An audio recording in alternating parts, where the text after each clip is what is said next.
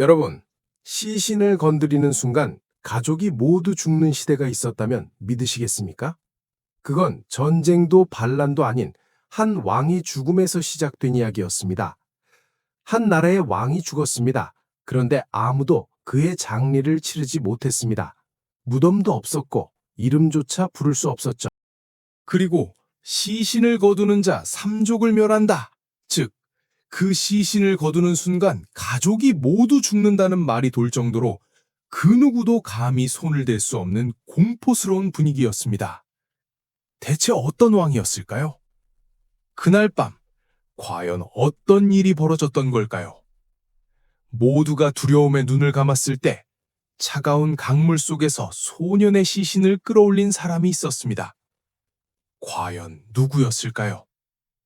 오늘은 기록조차 숨기려 했던 그날의 진짜 이야기를 지금부터 시작해 보겠습니다. 이런 역사 이야기 좋아하신다면 구독과 좋아요 한 번씩 부탁드립니다. 조선에는 그런 왕이 한 명 있었습니다. 죽은 뒤에도 이름조차 쉽게 부를 수 없었던 왕이었죠. 그 왕의 이름은 단종입니다. 이 비극의 시작은 그가 죽던 날이 아니라 이미 태어나던 순간부터 시작되고 있었습니다. 1441년 왕자가 태어납니다. 왕위를 잇기에 부족함 없는 완벽한 적통이었죠. 궁궐은 축제 분위기였습니다. 그런데 그날 이상한 일이 하나 벌어집니다. 바람 한 점 없던 날 촛불 하나가 갑자기 꺼집니다. 작은 일이었지만 그 자리에 있던 사람들의 표정이 굳어집니다. 그 불안은 틀리지 않았습니다. 아이를 낳은 어머니는 하루 만에 세상을 떠납니다. 갓 태어난 아이 옆에서 어머니의 숨이 멎습니다. 단종에게 어머니라는 존재는 처음부터 비어있는 자리였습니다. 조선을 이끌던 세종대왕이 세상을 떠나고 아버지 문종도 곧 세상을 떠납니다. 그리고 12살의 왕이 남습니다. 지금으로 따지면 초등학생입니다. 아직 보호가 필요한 나이의 아이가 한 나라의 왕이 된 겁니다. 수백 명의 신하들이 절을 올리던 그날 그 공간은 너무나 조용해서 아이의 숨소리까지 들릴 것 같았습니다. 이미 다들 알고 있었던 겁니다. 이 왕이 혼자라는 걸요. 조정은 두 갈래로 나뉩니다. 왕을 지키려는 대신들, 그리고 기회를 노리는 세력. 그 중심에는 숙부, 수양대군, 훗날의 세조가 있었습니다. 어린 조카를 지키기에는 조선의 왕권이 너무나 위태롭다고 그는 믿고 있었습니다. 그는 기다리고 있었습니다. 단 한 번의 기회를요. 1453년의 어느 밤, 도성은 이상할 만큼 고요했습니다. 하지만 그 고요함 속에서 이미 모든 것이 움직이고 있었습니다. 훗날 계유정난이라 불리게 되는 그날 밤이었습니다. 김종서가 쓰러집니다. 김종서는 당시 왕을 지키던 최고 권력자이자 나라를 이끌던 핵심 대신이었습니다. 그가 무너졌다는 건 권력이 무너졌다는 뜻이었습니다. 그 순간 궁으로 들어온 수양대군. 그는 단호하게 말합니다. 반역을 제거했습니다. 이 한마디 모든 게 끝났습니다.